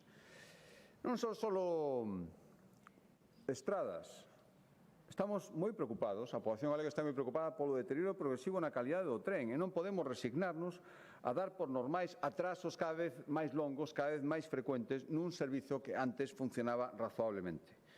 Interrupción constante de determinadas rutas, suspensión de frecuencias. Renfe non pode ver Galicia como un lugar onde simplemente hai que facer caixa. Na miña primeira reunión co presidente Sánchez pedinlle a creación de un grupo de traballo coa Xunta para falar de todos estes temas, para estar informado. Díxome que sí e nunca máis se soubo. E non será por non terlo reclamado máis veces. Ademais disso, está a lista de obras pendentes do Goberno Central, que non é que progrese, é que está enquistada e de algunhas nin se está nin se lles espera. Autovía Santiago-Lugo, melloras vías do tren cara a Ferrol, saída sur de Vigo cara a Portugal, dobre vía na conexión con Madrid, caridade e respeto á variante de Cerdedo máis alá dos papéis eternos, implantación dun servicio de cercanías do que hai moita propaganda e ningunha concreción. Moitas desas actuacións deberían estar no plan do Corredor Atlántico que se nos prometeu tantas veces, ata se nomeou un comisionado que non tivo tempo en 4 anos para reunirse coa Xunta de Galicia, polo menos co seu presidente, a pesar de estar solicitado varias veces. Por non falar do estado de conservación das vías de alta capacidade. A Xunta de Galicia aumenta ano a ano o seu orzamento para conservar as nosas vías. Non ten ningún sentido facer novas infraestructuras e esquecerse de que as que están feitas deben estar en bo estado. As estatais están en franco deterioro. Podo comprobarlo calquera que teña que conducir por elas e isto non é de recibo. É certo que lendo sumarios judiciais ou lendo Twitter de algún ministro podemos entender que a orden de prioridades do Ministerio de Transportes anterior e do de agora non está no verdadeiramente importante e por iso é necesario e urxente un cambio de rumbo. Hai que falar tamén do Estrado Atlántico. Os beneficios da concesionaria están en máximos. Os importes das peaxes tamén e a paciencia dos galegos, esa sí que está en máximos. O máis ben, hai que decir que xa chegou a mínimos. En máximos a impaciencia por ver todo o tempo que pasa sin ningún compromiso. A Comisión Europea avanzou nun expediente que o Goberno Central nos sigue ocultando. Non sabemos por qué. Queremos saber que se lle contestou a Unión Europea para decir que non era posible o rescate. A nosa postura é clara: transparencia, liberación da concesión e transferencia da titularidade. Exactamente por esa orden. E non hai ningunha razón para que a día de hoxe a situación siga como sigue.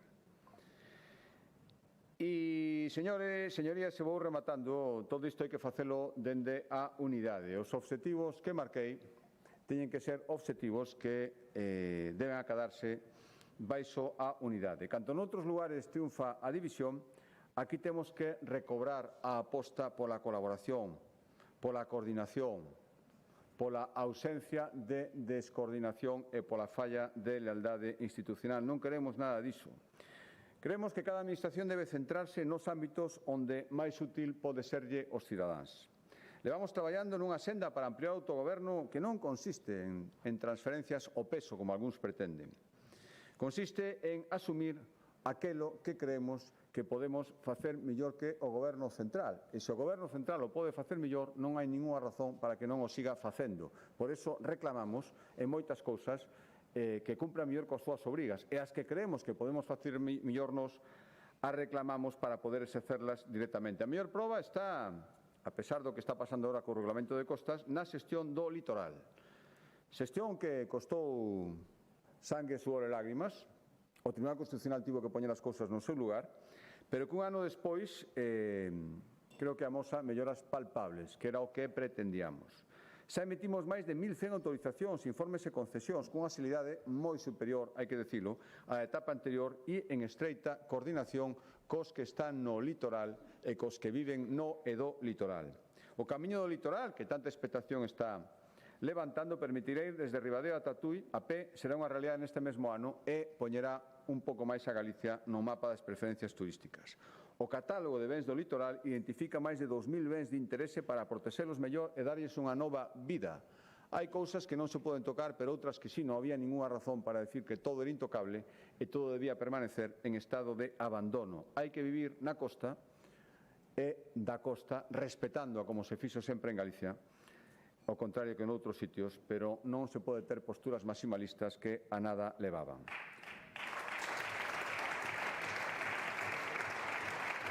En definitiva, señorías, autonomismo útil. Queremos ampliálo con novas competencias que xa estamos negociando co Goberno Central. Hai que decir que avanza a bo ritmo, e aquí, cando as cousas son así, hai que recoñecelo, e agora mesmo se está producindo, agardo que tamén remate ben, a negociación para o traspaso das autorizacións iniciais de permisos de traballo, que é fundamental para poder cubrir as vacantes que agora mesmo é urxente cubrir en actividades económicas emerxentes que as necesitan en Galicia. Xa estamos intercambiando borradores e eu agardo, como digo, que nada se torza e que antes de que remate este ano esta competencia, como xa pasou con algunha outra comunidade autónoma, poida estar traspasada a Galicia simplemente para facelo mellor, de xeito máis ágil e de xeito máis eficaz cando máis falta fai. Lealdade e colaboración. Isto é o que lle pedimos ao Goberno Central. É a mesma que ofrecemos, intentamos practicar cos concellos e coas diputacións. Estamos a tramitar unha nova lei de administración local. Era preciso modernizala despois de tantos anos, ano 97, para prestar un mellor servicio á cidadanía, para garantir esa estabilidade financeira, para facer unha delimitación máis clara das responsabilidades competenciais de cada un, en definitiva, para adaptar o noso tecido local ás circunstancias da Galicia actual. 670 millóns de euros en transferencias directas aos concellos neste ano 2026, a cifra máis alta nos orzamentos na historia da Comunidade Autónoma. Hai que seguir mellorando e, polo tanto, anúnciolles que imos lanzar unha liña de axudas para os concellos de menos de 20.000 habitantes para algo que neste momento lle resulta fundamental, para que poidan cofinanciar proxectos, especialmente da Unión Europea, nos que ahora mismo se exixe, sobre todo os concellos de menor tamaño, un elevado nivel de cofinanciamento que non poden alcanzar e, polo tanto, imos ir con esta liña de axudas, créditos con carencia, con baixo interese, cando máis falta lle fai e para que non renuncien a infraestructuras ambiciosas por falta de financiamento. Esta liña poñerémola en vigor de xeito inmediato. E, por suposto, seguiremos cunha actitude beligerante mentras sexa necesario e mentras sigamos asistindo á desarticulación ou desmembramento do Estado das autonomías. Os criterios de decisión do Goberno Central, señorías, non poden guiarse polo que están facendo ahora mesmo. Non poden guiarse polos intereses de ningún partido, polos intereses persoais de ningún gobernante para manterse no poder. Nin do que está no poder, ni moito menos de minorías cuxa ideoloxía se basea en moitos casos precisamente en non creer, en rexeitar a España da que pretenden obter todos os recursos posibles en detrimento dos demais. Xa abonda de negociacións debaixo da mesa. Están en xogo os servicios públicos, o equilibrio territorial fundamental homoxéneo en toda España e, polo tanto, tamén en Galicia, nin máis nin menos. Por tanto, a Xunta de Galicia seguirá loitando por un financiamento autonómico xusto, e que sexa xusto e que sexa sustentable no tempo, que parta dunha base innegociable, que é a igualdade de todos os españois e, por tanto, de todos os galegos, vivan onde vivan, que teñen dereito a recibir servizos públicos homoxéneos e de calidade. E isto que lle pedimos ao Goberno Central, que lle ofrecemos os concellos e as diputacións, é o mismo que lle pedimos a Europa neste momento tamén, cando se está negociando o novo período económico, que haxa un reparto de fondos no vindeiro período operativo que non repita os erros centralizadores e divisivos que vimos en España coa xestión dos Next Generation.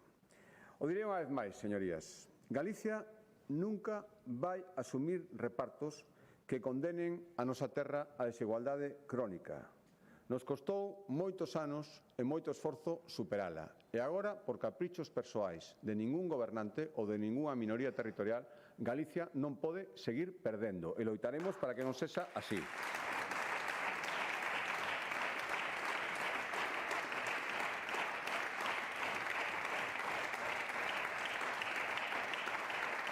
Como les decía, señorías, nun mundo tan polarizado, tan enfrentado por intereses de algúns, gaña quen permanece unido, quen mantén a calma, a estabilidade e a normalidade institucional. Algúns lle chaman ser previsible, eu lle chamaría ser eficaz, ser normal, ser como é a xente. Falei neste discurso de autogoberno, que para mí é un concepto con significado claro, que o noso pobo dispoña da capacidade precisa para adoptar as decisións que legitimamente creamos que máis nos conveñen. As galegas e galegos nunca nos veu nada regalado, todo o contrario, nin a nivel individual nin a nivel colectivo. Tivemos que traballar moitísimo para conseguir o que temos e, polo tanto, temos todo o dereito do mundo a exixir o que nos corresponde, sin quitarlle nada a ninguén, pero sin deixar, por suposto, que ninguén nos quite nada a nós.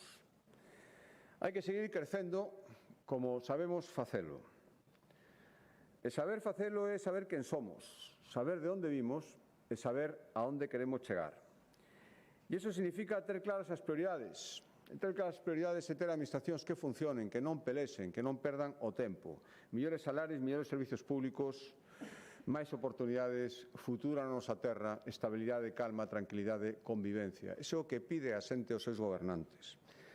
Hai que saber identificar os problemas e tamén hai que ter a valentía de saber afrontalos e de saber resolvelos, deixando a un lado os intereses políticos, deixando a un lado os enfrentamentos e deixando a un lado os dogmas e as demagoxias. Hai que ter autoestima e ambición. Galicia non ten máis teito que o que queramos impoñernos. E se falamos de todo iso, hai que poñelo sempre moi alto. E, polo tanto, comprométome a seguir traballando para estar á altura de Galicia, ni máis no menos, á altura da tarefa que me encomendou este Parlamento. Non acertaremos sempre, por suposto, non estamos acertando sempre. E o primeiro é recoñecelo, para correxir e intentar acertar na próxima oportunidade. Pero o que podo asegurar é que sempre traballaremos con honestidade, con humildade, con palabra, a importancia da palabra e do compromiso, e tendo como única guía os intereses do pobo galego, os que nos votaron e os que non.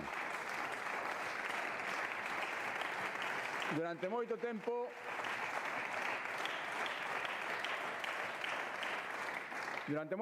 Galicia Calidade foi unha marca que identificaba os nosos produtos e funcionou ben. Ahora ten que ser moitísimo máis, ten que ser unha marca que identifique o noso estilo de vida e que defina como queremos que nos vexan desde fora, como queremos que vexan a Galicia, como queremos sentirnos orgullosos de ser galegos en todo o mundo. Queremos que en Galicia se viva cada vez mellor, ese é o obxectivo de calquer goberno.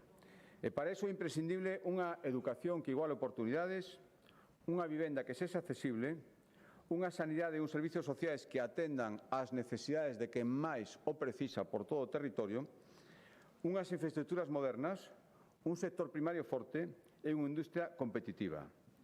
Estas son as prioridades da xente e, polo tanto, estas son as nosas obrigas. Hai 2 anos, Galicia escolleu, por unha maioría absoluta, unidade, estabilidade e responsabilidade. Galicia escolleu solucións e respostas. Escolleu mirar o futuro con confianza e tamén nos encomendou a responsabilidade de non defraudales. E para iso, tanto eu como o meu goberno vai seguir traballando porque queremos pechar unha década que mereza ser resumida en 2 palabras que cada vez máis xente vai entender. Galicia, calidade. Máis nada e moitas grazas.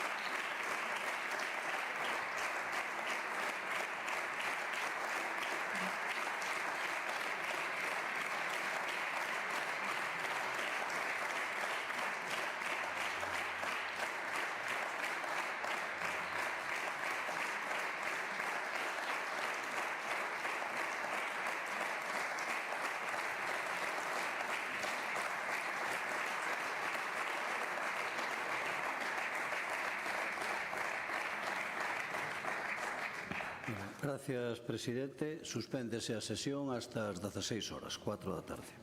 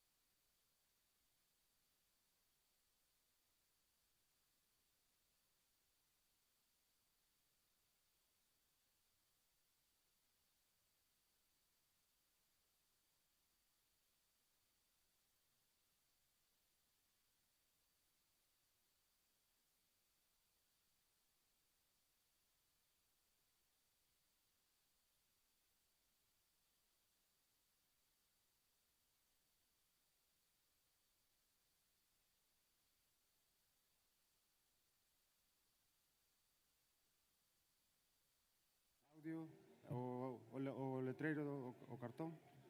Está dereito, sí.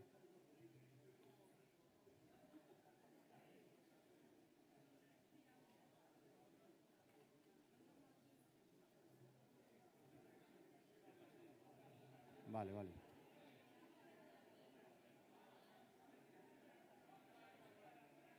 Está xa aquí o guía, de feito,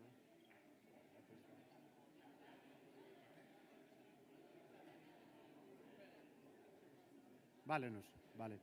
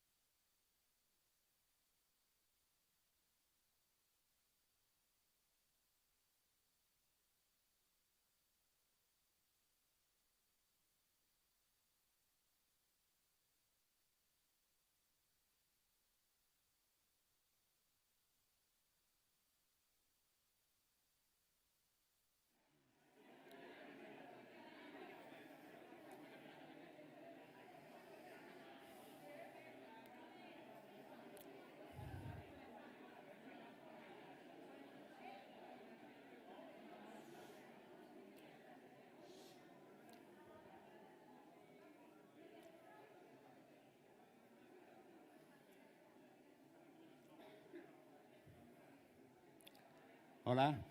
Bueno, moitas gracias pola vosa presencia. Acabamos de escoitar o discurso do presidente Rueda, no que fixo unha valoración que nós estimamos sobrevalorada do seu goberno e das súas accións de goberno. Unha intervención chea de autobombo, de autocomplacencia. Dicía Albert Camus que o poder ten certas características comuns que as drogas, que proporcionan unha visión alterada da realidade. E, bueno, vimos que o presidente Rueda entendemos que confunde moitas veces os seus desexos, lexísimos, coa realidade, non? A confusión de desexo coa realidade pode ser incluso frecuente en todos nós, pero non é desexable, non? As boas intencións son as pedras do inferno, como tamén dixo algún escritor, falamos das boas intencións, pero claro, os que estamos aquí día a día tratando os problemas, moitos dos cuales tamén tratou hoxe no debate, pois vemos que non se corresponden ca realidade as supostas bondades das accións de goberno. El, o presidente, curase en saúde dicindo que hai marxe de mellora. Eu diría que hai moito marxe de mellora. O marxe, neste caso, casi é maior en anchura que o corpo de texto, non? Por decir. Está moi ben que diga iso que hai marxe de mellora, pero esa é unha maneira eufemística probablemente de dicir que non se están facendo de todo ben as cousas. Bueno, particularizando no caso que lle ocupa o noso partido, que como todos vostedes saben é a defensa dos intereses da provincia de Ourense ante o que interpretamos como unha discriminación sempiterna dos sucesivos gobernos da Xunta, vou facer un par de apuntes. O presidente empezou falando en termos abstractos da súa imaxe de Galicia e decía que Galicia era un balcón do Atlántico, non? Aí hai xa unha especie de lapsus freudianos. Se dice que Galicia é o balcón do Atlántico, como dixo, pois o que está dando a entender unha visión de Galicia cara ao mar. Eso tamén acabou falando do litoral. É moi fácil ver que a atención do presidente do goberno e de todo o goberno da Xunta está volcada cara á costa, non?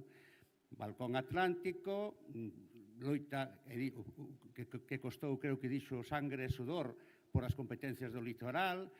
Falou, por exemplo, dos proxectos de autovías e non falou de ningunha do interior. Por exemplo, falou de diferentes autovías das zonas de costa e non nomeou para nada a intención de completar a autovía que una Celanova con Portugal, que é un proxecto do interior de Galicia, da provincia de Ourense, importantísimo para establecer relacións comerciais co noso país veciño de Portugal. Esa autovía non a nomeou, xa o lembrarei pola tarde. Falou das necesidades de fomentar o consumo de peixe, un produto do litoral, incluso de reclamar ao goberno do Estado a baixada do IBI nese produto, pero non se lle ve que faga ese mesmo esforzo reclamar a baixada de IBI para produtos agropecuarios ou facer campañas de consumo para os produtos que se producen, produtos agroalimentarios da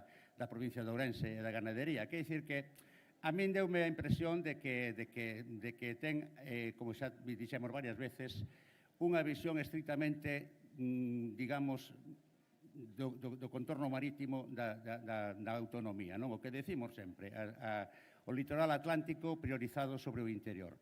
Do resto dos problemas dos que falou, e das súas intencións de goberno en cada tema, trataremoslos despois na intervención da tarde, pero en todos eles, prácticamente en todos eles, os problemas dos que falou están especialmente agudizados na provincia de Ourense, como detallaremos, os de vivienda, os de emprego, os de medio ambiente. Solo nomeou das capitales e das grandes cidades de Galicia, solo nomeou a Ourense. Non falou en ningún momento das outras, pero, curiosamente, solo nomeou Ourense cando falou de cando veu o presidente do goberno por mor dos incendios no mes de agosto. O sea, a cidade que nunca se nomea cando se fala de cousas boas, fálase e nomease cando se fala das cousas malas. O sea, nomeou Ourense solamente para falar do malo, dos incendios do Brao e de cando veu Ourense para recordarlle a Pedro Sánchez os compromisos que naquele momento, que parece ser que foi a última vez que o viu, se comprometeu. Lóxicamente, gran parte do discurso, máis que falar do debate da autonomía, foi falar dun debate en clave nacional. Fartouse de confrontar co goberno nacional e con Pedro Sánchez, que non digo que este mal, pero o mellor non é o contexto o debate de Estado de Autonomía o falar dos conflitos que ten o goberno autonómico co goberno do Estado. En as diferentes nas diferentes facetas das que falou. Falou finalmente da cuestión da quitada de débeda, falou da transferencia de competencias en materia de emprego, en materia de homologación de títulos e de cousas dos inmigrantes, etc. Bueno, en resumindo, entendemos que a intervención do presidente foi totalmente autocomplaciente, unha cuestión de autobombo, prácticamente unha campaña publicitaria, e, unha vez máis, constatamos a pouca atención consciente, polo menos, que lle fai a provincia de Ourense, cuya defensa é a razón de estar nós aquí. Na intervención da tarde, lóxicamente, detallarei moito máis como vin a intervención do presidente. Nada máis, gracias. Salvo que me queiran preguntar algo, que vexo que non. Gracias.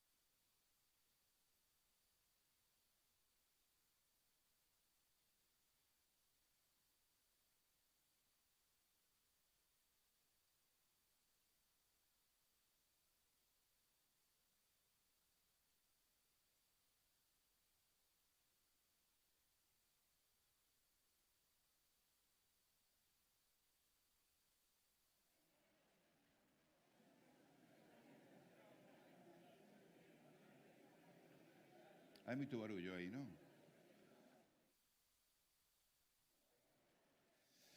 Bueno, pois hoxe asistimos a ese primeiro a exposición por parte do presidente da Xunta sobre o debate do Estado de Autonomía do noso país hoxe, pero parece que falaba de outro país, non?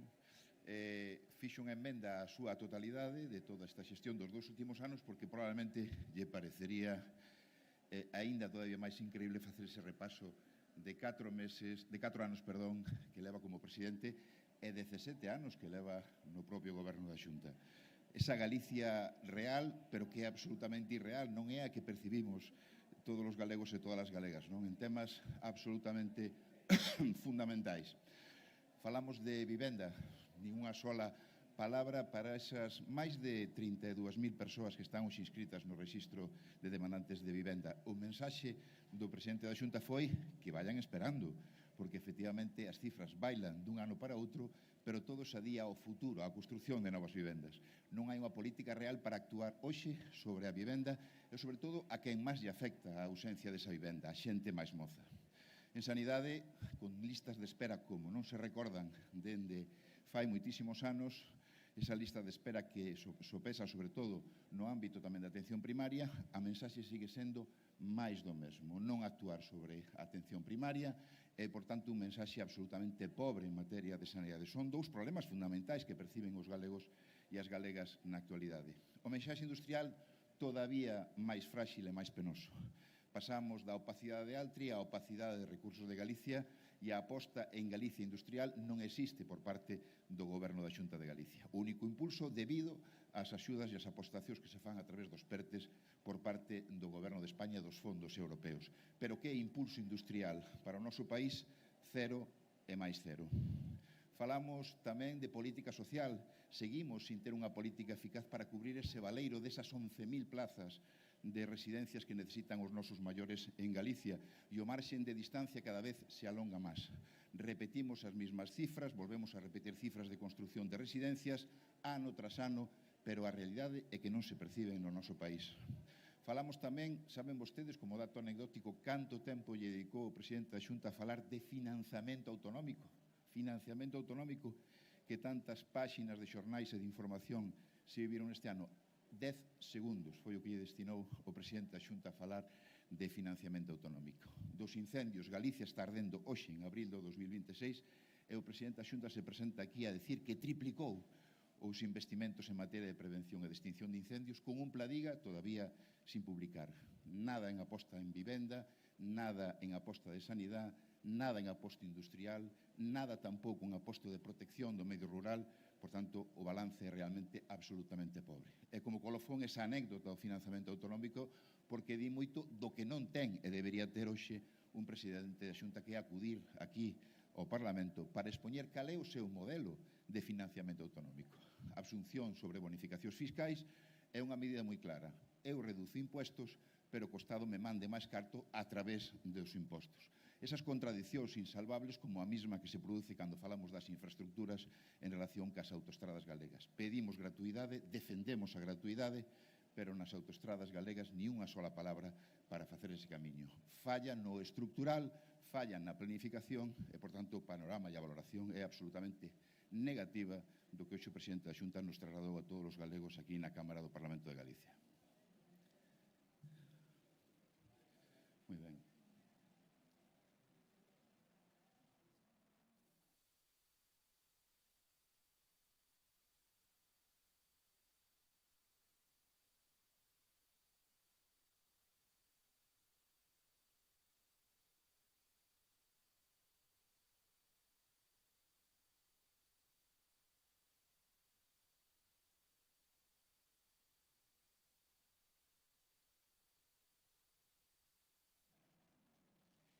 Ben, pois moi bo día a todos, a todas. Desde o BNG, despois de escoitar case durante 2 horas as promesas e a propaganda do presidente da Xunta, o que temos que decir é que este discurso confirma que estamos ante o presidente do estancamento que nos deixa como legado despois de 17 anos de goberno unha Galiza máis débil. Vimos como o señor Rueda actúa como presidente do estancamento e non ten ningún proxecto ambicioso de país, non ten ningún plan de futuro, sino que simplemente ven aquí a repetir en bucle vellas receitas fracasadas, as mesmas promesas baleiras ou a facer anuncios que na maioría dos casos non se cumpren. Creo que é o mellor retrato dun presidente e dun goberno que non ten nada que ofrecerlle aos galegos e ás galegas. De feito, preocúpame moitísimo ver como despois deste discurso ningún dos problemas que lle quitan o son aos galegos e ás galegas van a ter solución. Os mozos e mozas que queren unha vivenda e que están pelexando por os seus soños non van a ter ningunha resposta. Vemos tamén como os problemas que lle preocupan a tanta xente da sanidade, porque hai un deterioro moi evidente, tampouco atopan ningunha medida concreta nin ningún compromiso real para poñer fin a 17 anos onde se estivo poñendo contra as cordas a nosa sanidade pública. Tampouco hai solucións para os problemas da dependencia, non? De feito, o que vemos é que a alternativa do presidente da Xunta é que mulleres precarias cuiden por 400 euros ao mes as persoas dependentes que o seu goberno non é capaz de atender con máis de 14.000 millóns de euros de orzamento cada ano. Creo tamén que hai que sinalar que o presidente da Xunta non fixo ni unha soa mención á a violencia de xénero, ni unha soa mención ás políticas de igualdade, deixándonos claro a deriva ultra dun Partido Popular que nin tan siquera neste debate é capaz de nomear as mulleres. Eu creo que a mensaxe que nos lanza o presidente da Xunta é que as mulleres deste país non podemos agardar nada del. O contrario, a súa única medida é que as mulleres estemos precarizadas manténdonos no rol de coidadoras. Vemos, polo tanto, a un presidente sen impulso, sen ambición de país, un presidente sen proxecto e que representa claramente o estancamento cando Galiza ten todo para avanzar. E frente a este presidente do estancamento, desde o BNG imos amosar durante a sesión de tarde que temos unha alternativa de goberno para este país, que temos confianza nos galegos e nas galegas e confianza nas posibilidades que ten Galiza e que temos un proxecto ambicioso para que Galiza sexa unha das nacións máis avanzadas do mundo, porque nós temos claro que Galiza merece máis e que Galiza pode máis do que representa o goberno e o presidente do estancamento do Partido Popular. Hoxe pola tarde daremoslle voz a todas esas persoas que están preocupadas porque non poden acceder a unha vivenda. Daremoslle voz a esos mozos e mozas que tiveron que emigrar ante a falta de oportunidades. Daremoslle voz tamén aos nosos sectores productivos que, desde logo, o Partido Popular nin apoia e que demostra que non ten ningún compromiso con eles, non? É evidente cando se nos di que o futuro, por exemplo, dun sector como o sector pesqueiro é a súa liquidación para que as eólicas podan seguir facendo o seu agosto con Galiza. Desde o BNG falaremos de como mellorar a sanidade pública, a vivenda, de como darlle futuro a Galiza, de como defender a nosa lingua e a nosa cultura e tamén falaremos de políticas de igualdade e de como incrementar a nosa capacidade de decisión nun momento no que temos unha situación internacional verdadeiramente preocupante que nos obriga a construir unha Galiza máis forte. E esa Galiza máis forte podemos construíla desde a convicción de que os galegos e galegas somos un pobo capaz, que temos recursos que temos que poñer ao servizo da nosa economía e, desde logo, desde a convicción de que Galiza merece e pode máis do que lle ofrece neste momento o goberno do Partido Popular. O señor Rueda demostrounos que é un cabalo de Troia dos grandes lobbies económicos e mineiros, demostrounos que non ten ningún proxecto de futuro para este país e fronte ao presidente do estancamento, eu quero dicirlle aos galegos e as galegas que é posible darlle a volta a nefasta xestión que nos deixan estos 17 anos de goberno do Partido Popular con confianza nas nosas propias forzas e con medidas como as que representa o goberno alternativo do BNG. E eu, pola miña parte, nada máis. Non sei se queredes facer algunha pregunta. Ben, moitas grazas.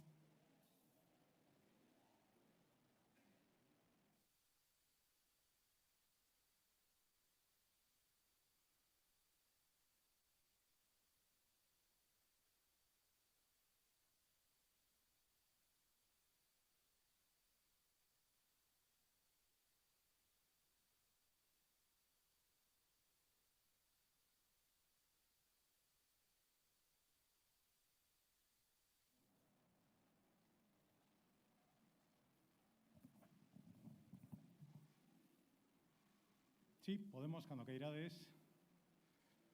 Bueno, pois moi bo día, moitas gracias. Creo que compre comenzar recordando o obvio. En Galicia sí, en Galicia hai normalidade política, en Galicia hai estabilidade institucional, en Galicia se aproban orzamentos todos os anos e en Galicia sí se celebra o debate de política xeral. Un debate de política xeral que creo que foi unha excelente ocasión para que fagamos e sigamos facendo balance desta metade de legislatura. Un balance que creo que arroxa un resultado moi claro. Galicia ten un presidente que cumple. E hoxe veo aquí a dar conta do cumplimento deses compromisos que adquiriu cos galegos nas urnas e que os galegos reafirmaron, ademais, de maneira moi mayoritaria. O 85% das medidas do programa electoral do Partido Popular de Galicia xa están aprobadas, xa están en marcha, xa se están executando. 100% de execución nos orzamentos cada ano e isto demostra que temos un goberno que sabe o que fai.